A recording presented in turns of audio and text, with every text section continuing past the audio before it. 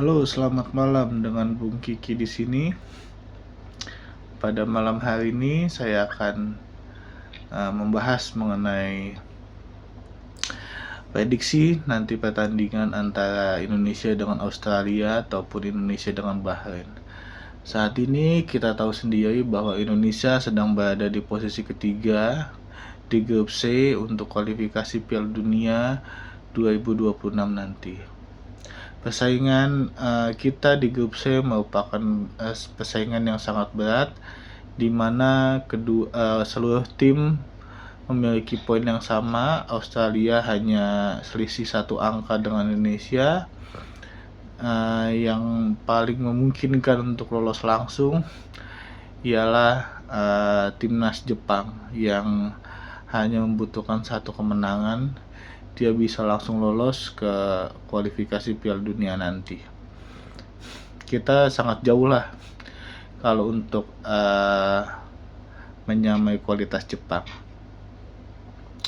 Pada bulan Maret nanti tanggal 20, timnas kita akan berlaga melawan Australia, di mana nanti timnas kita akan diperkuat dengan pemain-pemain yang baru seperti Oliver Meni yang tinggal selangkah lagi menjadi warga negara Indonesia, dan J.O. Edward juga sedang diusahakan untuk bisa tampil pada Maret nanti. Namun di sisi lain kita juga ada kerugian di mana Ratmangun tidak bisa tampil waktu menjamu Australia, dan juga Justin Hubner tidak bisa bergabung dengan timnas Indonesia waktu melawan Australia nanti. Sangat amat disayangkan. Namun timnas Australia juga memiliki kekurangan juga, di mana Harry Souttar yang merupakan pilar dari timnas Australia kemungkinan tidak bisa ikut bertanding pada 20 Maret nanti karena cedera yang dideritanya yang mengisyaratkan dia cukup dia memerlukan waktu istirahat yang lebih lama dibandingkan dengan yang lain. Namun kita juga masih belum tahu kondisi Messi Ilhar, apakah kita bisa memainkan dia pada laga bulan Maret nanti, karena kita lihat sendiri bahwa terakhir kali pertandingan FC20 dia hanya berada di bangku cadangan, dan kadang juga dia hanya melihat di stadion. Kita jadi belum tahu kondisi Mes, apakah dia bisa join dengan timnas Indonesia pada bulan Maret nanti. Nah, yang menarik saat nanti Coach Patrick yang akan memimpin pertandingan melawan Australia, kita belum tahu apakah dia akan menggunakan formasi 4-3-3, 3-5-2 atau 3-4-3, karena untuk mengubah skema term yang sudah ada itu kemungkinan akan sulit. Kemungkinan besar yang akan digunakan oleh Coach Patrick ialah tidak begitu jauh dengan yang dilakukan oleh Coach Sintayong, dan skemanya juga tetap memainkan J.I.S sebagai kapten, dan di bek tengah itu ada Rizky Ridho nanti, atau temannya yang menjadi bek tengah juga bisa Calvin Verdong juga, tapi kita tidak bisa tahu nanti kondisinya gimana, karena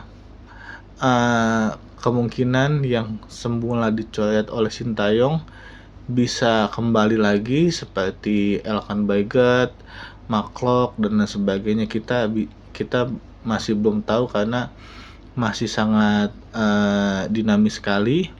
Kemarin juga kita lihat bahwa banyak banyak asisten pelatih timnas Indonesia yang memantau langsung pemain-pemain timnas Indonesia saat berlaga di Liga Belanda. Ini membuktikan bahwa Coach Patrick sangat serius membina timnas Indonesia agar tampil baik di kualifikasi Piala Dunia nanti.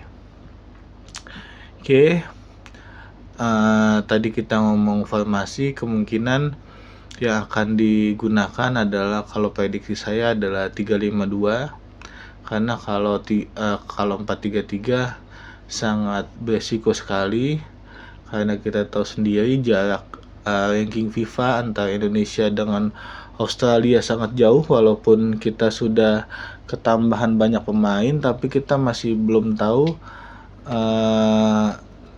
chemistry yang dimiliki oleh setiap pemain yang ada. Jadi diperlukan keselarasan, karena timnas ini beda dengan klub, karena klub itu bisa bertemu setiap hari, setiap minggu dia bisa latihan, bisa melakukan latih tanding. Tapi kalau timnas ini hanya international break, paling cuma 3 hari sampai seminggu. Jadi memang butuh jam terbang yang cukup tinggi. Itu timnas Jepang aja butuh waktu yang lama untuk menciptakan chemistry yang ada. Jadi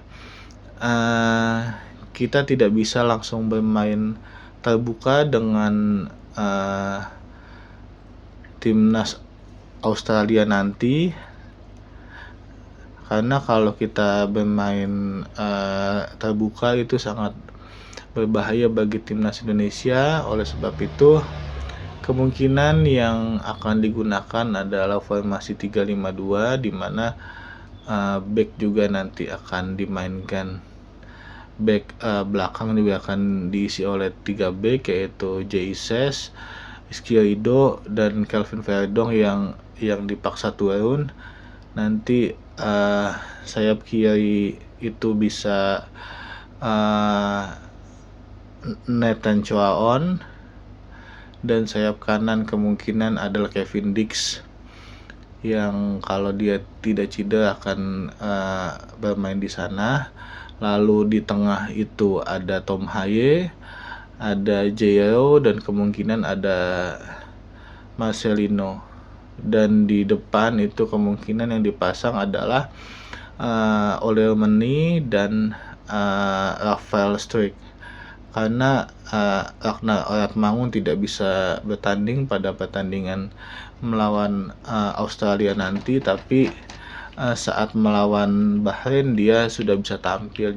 Jadi kita usahakan kita bisa mencuri poin di Australia nanti.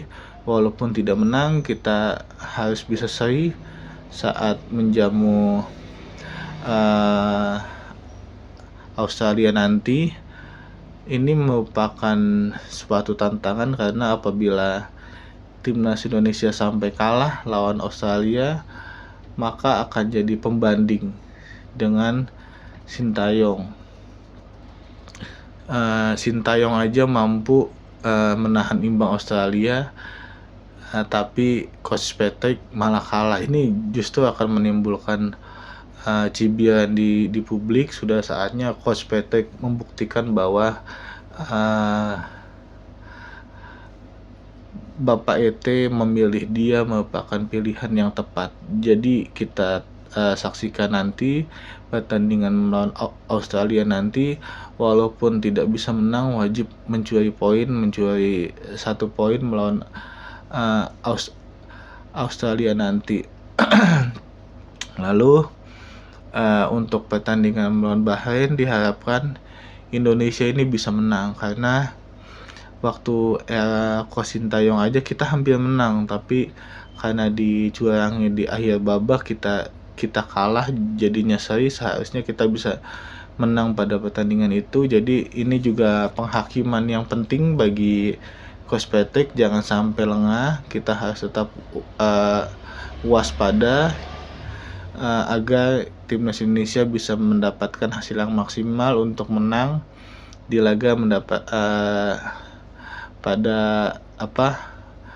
pada pertandingan melawan Bahrain nanti. Kalau misalkan Indonesia bisa menang dan menahan imbang Australia, kita mendapatkan 10 poin. Nah, ini merupakan poin yang sangat berharga. Kita tinggal menang melawan Cina dan kita bisa menahan imbang Jepang, itu sudah lumayan.